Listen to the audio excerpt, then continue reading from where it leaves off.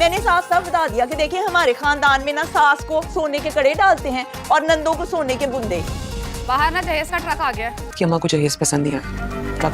कोई शादी वादी नहीं है, उस लालची बुढ़िया के बेटे से नहीं बहेंगे अपनी मन्नत को। अस्सलाम वालेकुम व्यूअर्स, होप यू एंजॉयिंग मन्नत ड्रामा। और रिश्ता तो हो चुका है। अब आने वाले एपिसोड में हमने देखा है कि किस तरह मन्नत मुराद के रिश्ते के लिए उसकी माँ इश्यूज़ बना रही है और जितनी मुराद की सैलरी होती है अपनी बेटियों में बांधती है। दूसरी तरफ हम देखते हैं कि मुराद की बहन किस तरह से अपनी फ़िटनेस का ख्याल रख रही है कि किसी भी तरह से शादी में आने वाले मन्नत के भाई को वो ट्रैप कर सके।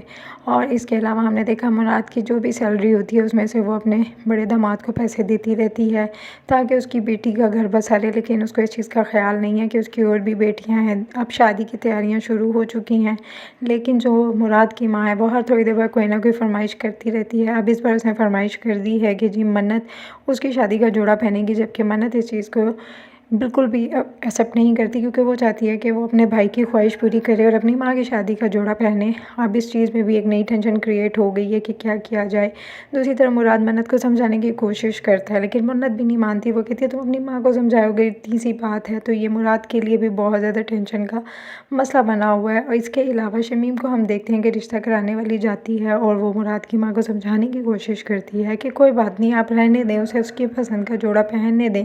जब उसकी माँ नहीं मानती है कि जी मैं तो मुराद की कहीं और शादी कर दूंगी, तो वो गुस्से में जाने लगती है कि ठीक है फिर जो मर्ज़ी करो, तुम पे जादू हो गया है। जिस पे दोबारा से मुराद की माँ के दिमाग में वही बात आती है कहीं अज़रा उसके पीछे ना पड़ जाए। और इसी सिचुएशन में वो शमीम बाजी को वापस बुला लेती है और चाय का पूछती है, तो कहती है कोई बात नहीं, पहन ले मन्नत अपनी पसंद का जोड़ा।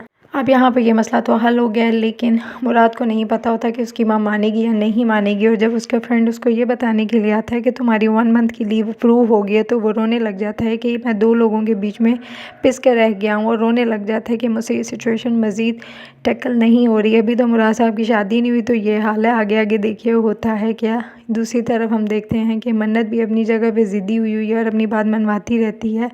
और बड़े भैया को भी इस चीज़ का आहिस्ता आहिस्ता अंदाज़ा हो जाएगा कि मुराद की माँ किस कदर इरिटेटिंग औरत है। लेकिन मन्नत क्योंकि मुराद को पसंद करती है, इसलिए भाभी उसको फुली सपोर्ट कर रही होती है। और जब ऑफिस में मुराद को मैसेज मिलता है कि उसकी माँ तैयार हो गई है मन्नत के पसंद के जोड़ा पहनाने के लिए, तो वो भी बड़ा खुश होता है।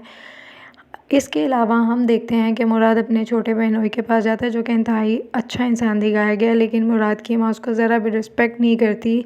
फिर भी मुराद उसके पास जाता है और उन्हें कहता है कि आपने शादी पे ज़रूर आना है, और वो भी हामी भरता है कि मैं ज़रूर आऊँगा। अब मुराद की माँ ने जब एक नई फरमाइश की तो मन्नत के भाई को अच्छा खासा गुस्सा आ जाता है और वो कहता है कि ये क्या फ़रमाइश पे फ़रमाइश करी जा रही हैं और क्या इनकी फ़रमाइशें हम पूरी करते रहेंगे।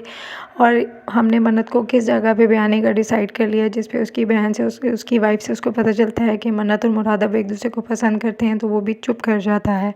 तो जनाब मन्नत का भाई भी आ गया शादी अटेंड करने के लिए और यहाँ पर एक नई स्टोरी भी शुरू हो जाएगी मुराद की बहन और मन्नत के भाई के दरमियान। अब हम मुराद के घर में भी शादी की तैयारियां ज़ोरों शोर पे चल रही हैं और ख़ानदान के टिपिकल लोग जमा हो गए हैं, जो कि लगाइयाँ बुझाइयाँ भी करते हैं, एंजॉय भी करते हैं और एक दूसरे को सुनाते भी हैं। फ़िलहाल यही सीन चल रहा है जिसमें मुराद की माँ भी कह रही है कि मैंने तो कह दिया है सोने के कड़े पहनाए और बहनों को बुंदे बनाई, इसी किस्म की बातें हो रही हैं। और बीच ही बीच में मुराद की बड़ी बहन को हर्ट भी किया जा रहा है, ये कह के कि इस बेचारी की किस्मत में तो शादी की लकीर ही नहीं है। वो बेचारी ये सब कुछ चुप करके सुनती रहती है और यही डिसाइड कर रही है कि वो शादी अटेंड भी ना करे। तो आने वाली एपिसोड्स में बहुत से ऐसे सीन और सिचुएशंस आएंगी जिन्हें हम लोग बहुत एंजॉय करेंगे और ड्रामा मज़ीद इंटरेस्टिंग हो जाएगा और सीरियस भी हो जाएगा। तो ड्रामे को मेरे साथ एंजॉय करने के लिए और लॉन्ग ड्रामास के शॉर्ट रिव्यूज़ देखने के लिए don't forget to subscribe my channel और अपना बहुत सा ख्याल रखिएगा। टेक केयर, अल्लाह हाफिज़।